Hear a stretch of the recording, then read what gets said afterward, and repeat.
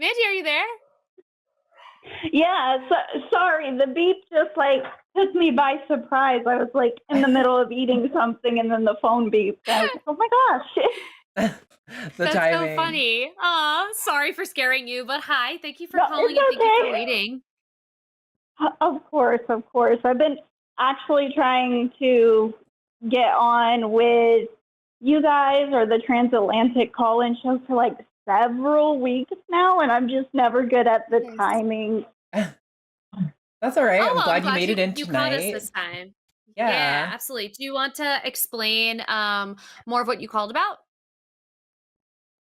Yeah, so I kind of posed two things, and we could go either way because the the first thing is something I would like to talk to Arden about, but maybe this isn't the show for it.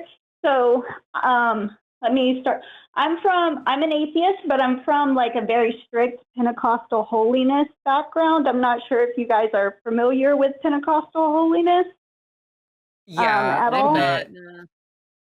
Uh, okay, so think like long skirts, the Duggars, but like we speak in tongues. Yeah. Okay. That's sort of that's pretty much it. So we traditionally have as many kids as we possibly can have before, we don't use birth control or anything. So I have siblings who are significantly younger than me. And the first thing, this is the one that's more targeted towards Arden. I have a younger sibling who is FTM, and whenever I was younger, I was a teenager when he was born. So we have a bad history of like parentification. So for pretty much like the first half of his life, I was his mom for intents and purposes. But now I am an adult that does not share their background, and he is struggling with feelings of not identifying with his first sex in a highly gender oriented sort of religious organization. And I've tried my best to be as supportive as possible, but as someone who is not his parent and now is essentially just another adult that he shares DNA with, I don't know what I can do. Like, what is my line? What should, he's 15, so he's still a Okay. minor. What should I or can I do to help support him and make him feel like there's nothing wrong with him for the way that he is. Like I Yeah. said, there's long skirts, long hair. Everything's highly gendered. Um, and then the other one was just more like generalized, like purity culture hurts everyone, and especially like survivors of CSA. And those were the two topics I posed, and I'll just let you guys pick. Like I said, I know the first thing this might not be the show for, but That's all right. I feel like if you got through to Arden, I feel like this is a good opportunity for Arden to actually be able to give you, her thoughts. Yeah. I mean, I would appreciate that because while both topics are important to me, obviously he is far more important to me Yeah. than the other thing. Sure. Yeah.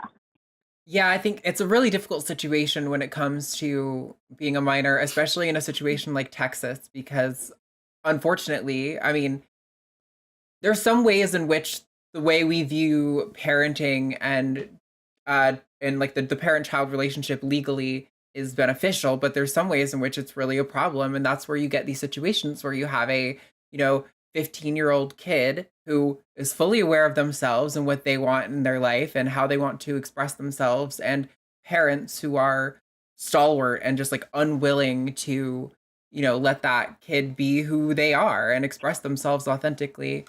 Um, I think unfortunately, probably all you could really do right now is just, gendering him correctly, which it sounds like you're already doing that, which is awesome. Cause I know I have a lot of people who call into these shows, and I don't ever want to judge anyone for how they're talking in at the place where they're at now. I want them to come to me because that's where they're at right then. Um, but yeah, like you're already gendering him correctly. So that's a huge win for him. I'm sure that makes him feel like you are a safe and trusted person in his life, but definitely also, there is a tendency amongst queer kids. You should actually go back and watch last week's episode of Takis, the last caller, Yeah. which I still hope they're okay. It was a young caller who was in a similar situation to the one your brother's in. And you can just hear the pain in their voice of like, that they just want their parent to love them and to accept them and to say that they're gonna, it's gonna be okay as who they are. And that's not where their parent was at. And so there's just a lot of like pain and suffering there. And I think reminding him that while it's totally normal to long for the acceptance and the love of your parents in the way that would make you feel validated and accepted, that like your parents are just people and they're going to make mistakes. And it's unfortunate that he might have to wait some time to get the medically necessary care that he needs. But that is unfortunately, especially in Texas, just kind of the state we're in. It's a really hard thing, but honestly, it sounds like you're already doing a lot of that, Mandy. So I don't know how much advice I can give you that's going to like change the frame of like how you're operating. I just want to like validate that, that acceptance and love that you're already bringing to him is really what he needs to get through this. Yeah. So I live in Texas. He lives in Tennessee. They are not originally from Tennessee, but they moved. Yeah, especially the timing in which they moved to Tennessee. I usually take my younger siblings over like the summer, and they come stay with me, and that's sort of their vacation from everything that's going on, because even aside from the religious stuff, there's other not great stuff that happens at home. And that's a different topic for a different time. But they come and stay with me. And we had a conversation this summer between them leaving Florida and going to Tennessee, because there was this not good, not so wonderful event that was perpetrated by someone who shares his identity. And I was like, kid, I love you. I support you. Maybe advertising to people right now is not the safest thing for you. And I know that's hard, but I had to have, like, he wears his pants. I call him a boy when he's here, all that sort of stuff. He's my boy when he's here, but I'm not his mom. So when he goes home at the end of the summer, it's back to the skirts and dresses. And like I said, they moved to Tennessee at probably the most unfortunate time that a female to male kid could have. Yeah. And I was like, maybe we just need to keep it on the down low for now, because I don't want anything happening to you when I'm not there to sort of, be able to help or protect you. And I'm not sure if that was the right advice, but I think it's absolutely the right advice. It's so difficult. And this is why people need to understand. For those of you who don't know, Tennessee has like some of the worst anti-trans laws in the entire country, especially for trans kids. It's such a difficult situation. Like, I think you're absolutely right that for his safety, he should probably not be advertising that. It's good that he has a place that he can come to for you to express that. But this is why trans kids commit suicide at such higher rates than their cis peers, because people make our lives intolerable. Like, there's no way that he can be himself without it becoming an intolerable situation. Potentially, it sounds like an abusive situation or something even worse. So like, it's it's just really tragic. And this is why I tell people, I know everyone gets annoyed with me on the in the chat, because chat's maybe a little bit more left leaning than I am, but like, you have to get out and vote. Like, it's so important. Like, this is a real trans kid that we're talking about, Mandy's little brother, who is suffering right now, today, in part because of the laws that are enforced by the far right. Like, a child is actively suffering right now because of this political climate that we're in. And we really need people to show up and to really help turn around, because trans healthcare is evidence-based medicine. Trans healthcare for minors is evidence-based medicine. Every major medical organization in the United States supports transition. Our ability to diagnose trans people is very reliable. The regret rate is far lower than many other common medical procedures that we never talk about, that are never controversial.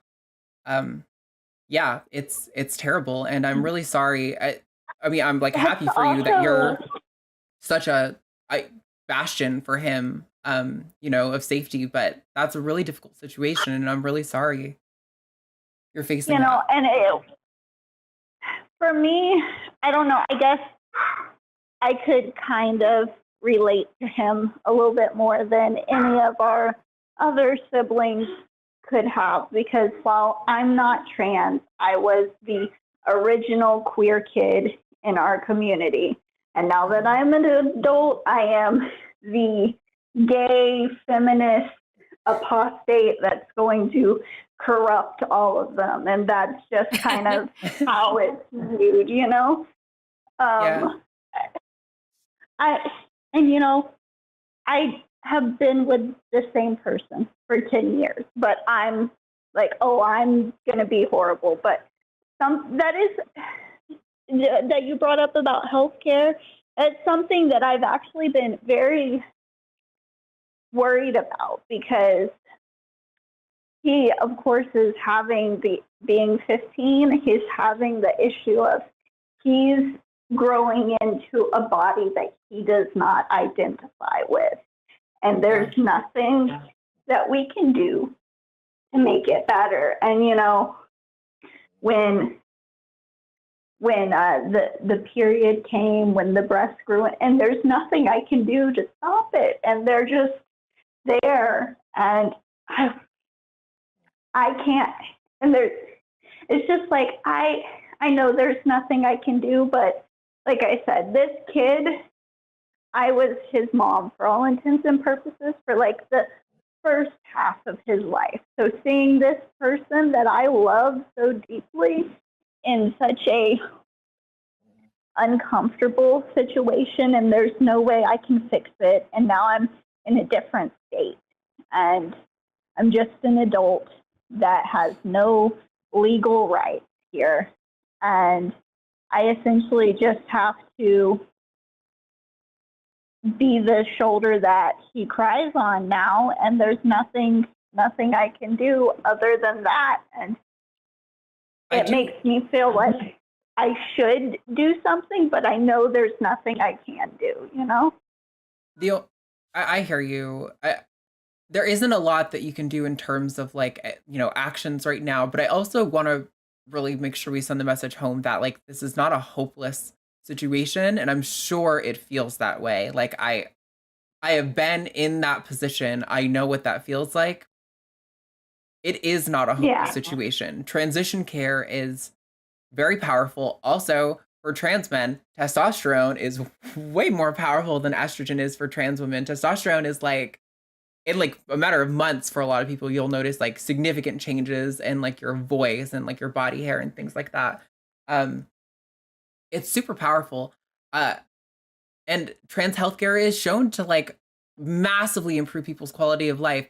He will have a full and happy life on the other side with people who accept him and love him and regard him as the person that he is. But right now he's got to survive, and that is like the top priority, right? And it's a terrible situation. It's not good, but his survival, so he can get to the other side. Like, he is exactly the kind of person that becomes the, like first trans governor of Tennessee and make sure that like trans protections are like codified in the state's constitution. Like that's the kind of thing that it can absolutely tear you down, but it can also light a deep, deep fire in you to want to do something to change things on a systemic level. And I hope that he can see that hope and like let it radicalize him in a positive way. Like he can turn this into something really powerful. But it's not fair at all that he has to suffer so much first.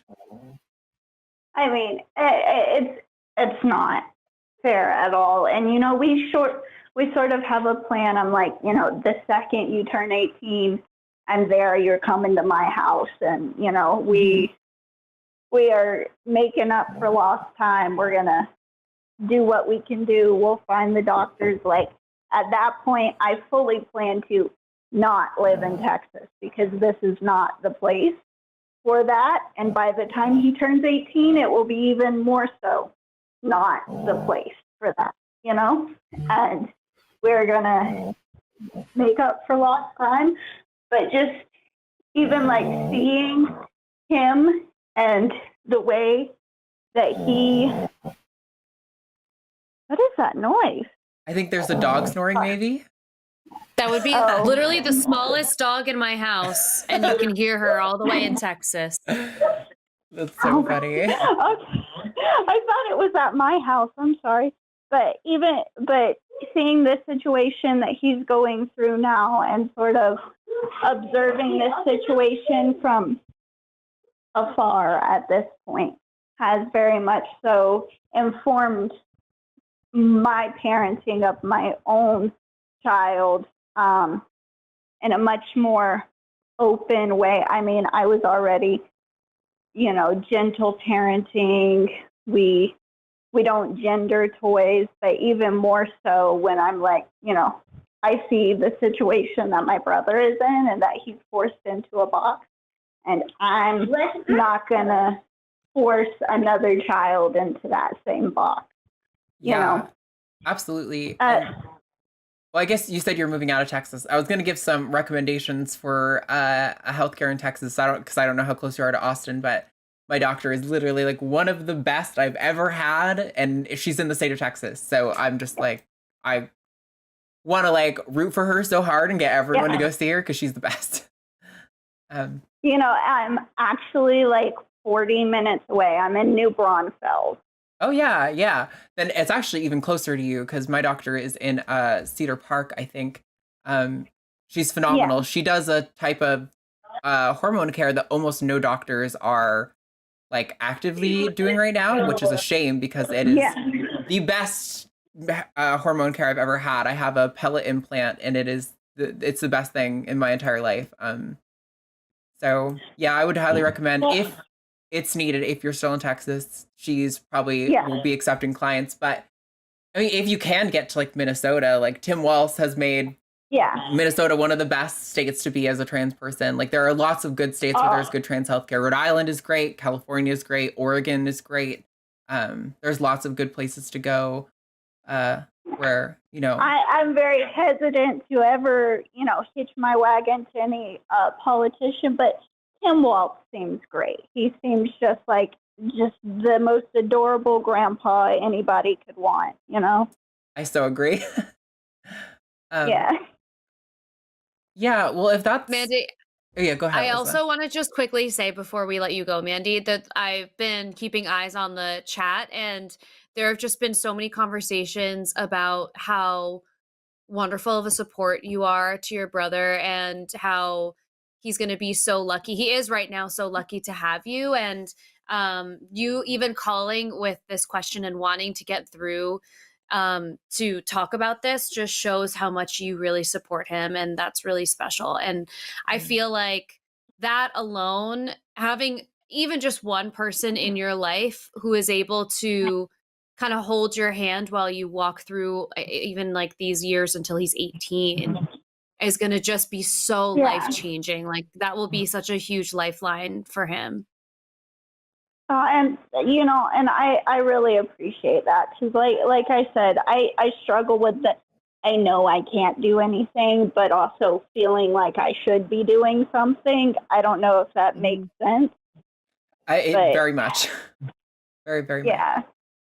Yeah, yeah. And I even wonder too if there's ways, I don't know what his internet access is like right now, but if there are ways where he can feel some sense of community, even just online, like if there are safe spaces or anything Yeah. that could at least just give him a sense of community until he can like really embrace all parts of Yeah. transitioning. Well, he does have access to the internet, and he does have a trusted group of friends that he met at school. They are not from the sort of same religious group that he is. They have maybe not a super liberal but more liberal upbringing than he has, and he has a girlfriend who thinks he just hung the moon. So he has a small group of people. Oh, they are so adorable. I mean, just like the definition of puppy love. They are so cute. That's sweet. He has a group that supports him there in Texas, and while that's not as good as like his whole family and him being able to be open, it's a start, and it gives him at least his small little bubble where for a few hours a day when he goes to school, at least with his friends, he can be himself. And that makes me feel slightly better about the situation.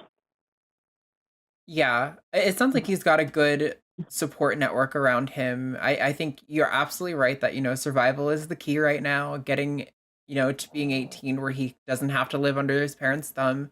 But it sounds like you're doing already everything you can do, Mandy. So I hope, if anything, you walk away with this conversation not feeling quite so like helpless and hopeless, because you're already doing the things that are most important to help him. So thank you for calling in. I appreciate you reaching out and asking about this. Thank you guys so much for taking my call. I mean, like I said, the community that I grew up in, we don't have the sort of language or knowledge to really be equipped to deal with a situation like this. So now, as an adult at my big age, I am educating myself and learning what the rest of the world is like. And I needed advice from people who are more familiar with this sort of situation than I am, because growing up, this was not even like something that was even allowed to be on the radar, Yeah, absolutely. Yeah. There was no parent classes about like, when your kid tells you they're trans, it was like, that's not a thing that's ever going to happen. And maybe one day, but not in that space, I don't think so. But we appreciate you calling with the Pentecostal Holiness. No. Yeah, definitely not.